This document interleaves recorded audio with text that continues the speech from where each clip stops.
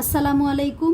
HSC online ক্লাসে সবাইকে আবারও স্বাগত জানাচ্ছি। আমি দিলশাদ রহমান, সহকারী অধ্যাপক, ব্যবস্থাপনা বিভাগ, ন্যাশনাল আইডিয়াল কলেজ। ব্যবসায় সংগঠন ও ব্যবস্থাপনা দ্বিতীয় পত্রের 7ম অধ্যায় প্রেষণার গত 3টি ক্লাসে আমরা প্রেষণা কী, প্রেষণার গুরুত্ব এবং প্রেষণা দানের বিভিন্ন উপায় সম্পর্কে আলোচনা করেছি। আমাদের আজকের আলোচ্য বিষয়টি হলো মাসলোর চাহিদা সোপান তত্ত্ব। ব্যবস্থাপনার প্রধান উদ্দেশ্যই হলো কর্মীদের কাছ থেকে সর্বাধিক কাজ আদায় করে নেয়া, কিন্তু এটি জটিল ও কঠিন কাজ। তাই কর্মীদের উৎসাহিত ও অনুপ্রাণিত করার মাধ্যমে তাদের কাছ থেকে কাজ আদায়ের জন্য প্রয়োজন প্রেষণা, যা একটি মনস্তাত্ত্বিক বিষয়। প্রেষণা সম্পর্কে অনেক আচরণ বিজ্ঞানী ও মনোবিজ্ঞানীগণ বিভিন্ন সময়ে বিভিন্ন তত্ত্ব উদ্ভাবন করেছেন। এসব তত্ত্বের মাধ্যমে তারা মানুষের আচরণ, চাহিদা, সন্তুষ্টি, অসন্তুষ্টি ইত্যাদি সম্পর্কে বিভিন্ন মত পোষণ করেছেন।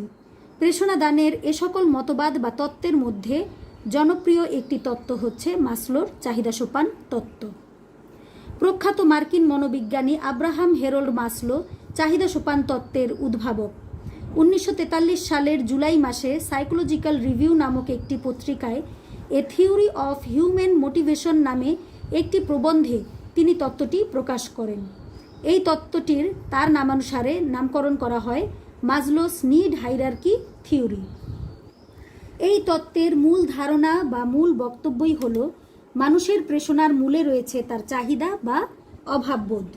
তিনি এ তত্ত্বে মানুষের অভাব বা চাহিদাকে 5টি স্তরে ভাগ করেছেন, যা একের পর এক ধারাবাহিকভাবে অবস্থান করে এবং একটি অভাবের পরিতৃপ্তি ঘটলেই পরবর্তী অভাব তার নিকট মুখ্য হয়।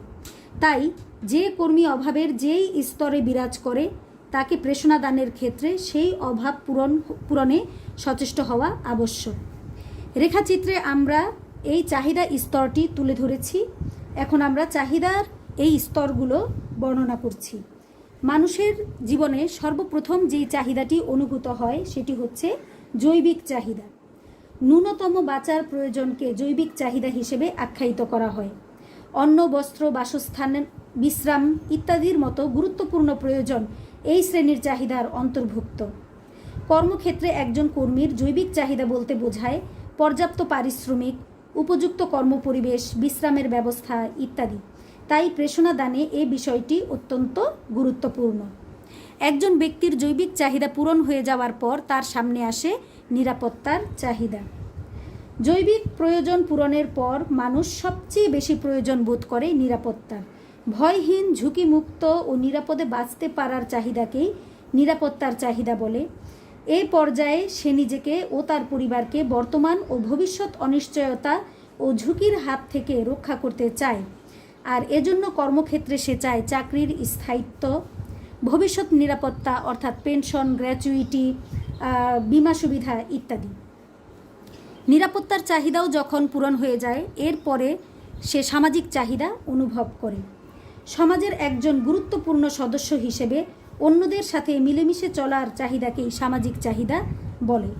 মানুষ যখন নিরাপত্তা বোধে তৃপ্ত হয় তখন সে বন্ধু বান্ধব, আত্মীয় স্বজন ও সহকর্মীদের সাথে মিলেমিশে চলতে চায় এবং অন্যদের ভালোবাসা পাওয়ার প্রত্যাশা করে।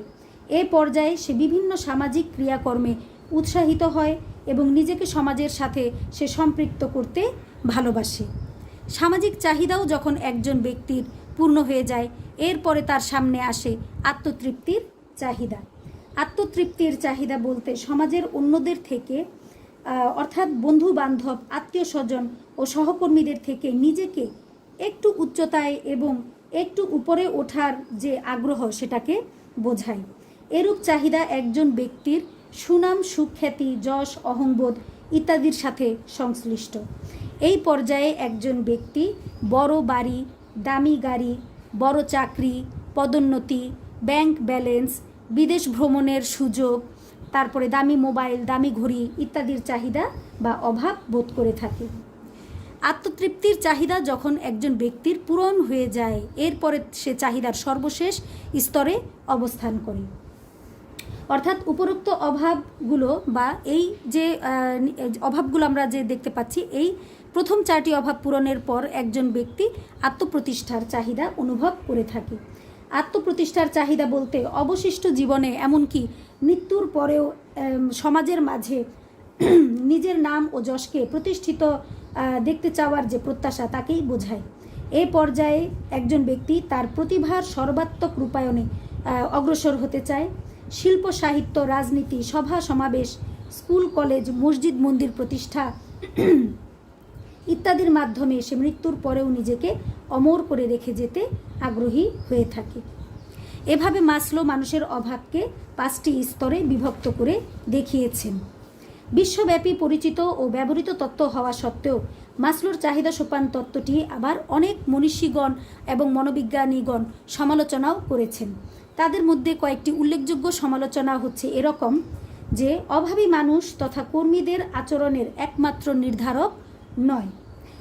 এছাড়াও মাসলো মানব জীবনে চাহিদার যে পর্যায়ক্রমিক স্তর দেখিয়েছেন, যে চাহিদাগুলো মানুষের জীবনে একের পর এক ধারাবাহিকভাবে আসে, এই বিষয়টি সব দেশ ও সাংস্কৃতিক পরিমণ্ডলে একই রূপ নাও হতে পারে।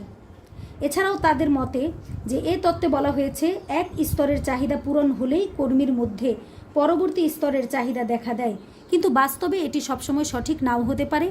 একজন ব্যক্তি একই সাথে একাধিক চাহিদা, যেমন একই সাথে জৈবিক এবং নিরাপত্তা উভয় চাহিদাও অনুভব করতে পারে। এছাড়াও কর্মীদের সন্তুষ্টি পরিমাপের কোনো সুনির্দিষ্ট মাপকাঠি নেই, তাই এটি পরিমাপ করে সেই অনুযায়ী সবসময় সঠিক ব্যবস্থাপকীয় পদক্ষেপ গ্রহণ করা যায় না। তাই আমরা দেখতে পাচ্ছি যে মাসলোর চাহিদা সোপান তত্ত্বটি যদিও বিভিন্নভাবে সমালোচিত হয়েছে, তারপরেও সার্বিক বিচারে এই তত্ত্বটি সারা বিশ্বে অত্যন্ত জনপ্রিয় এবং মৌলিকতার দিক থেকে অনন্য। পরবর্তীকালে অন্যান্য আরও অনেক মনোবিজ্ঞানী এবং মনীষীগণ বিভিন্ন তত্ত্ব দিয়েছেন প্রেষণা সম্পর্কিত, এবং সেই সকল তত্ত্বে কম বেশি এই মাসলোর তত্ত্বের একটি প্রভাব আমরা লক্ষ্য করে থাকি। সুতরাং আমরা বলতে পারি যে মাসলোর চাহিদা সোপান তত্ত্বটি একটি জনপ্রিয় প্রেষণা তত্ত্ব হিসেবে সারা বিশ্বে সমাদৃত। আজ আমরা আলোচনায় মাসলোর চাহিদা সোপান তত্ত্বটি নিয়ে আলোচনা করলাম। ইনশাল্লাহ আগামী ক্লাসে আমরা আগামী ক্লাসে আমরা প্রেষণার আরেকটি নতুন তত্ত্ব বা থিওরি নিয়ে আলোচনা করব। সেই পর্যন্ত সবার সুস্বাস্থ্য কামনা করছি এবং আগামী ক্লাসের আমন্ত্রণ জানিয়ে আজকের মতো এখানেই বিদায় নিচ্ছি। আল্লাহ হাফিজ, আসসালামু আলাইকুম।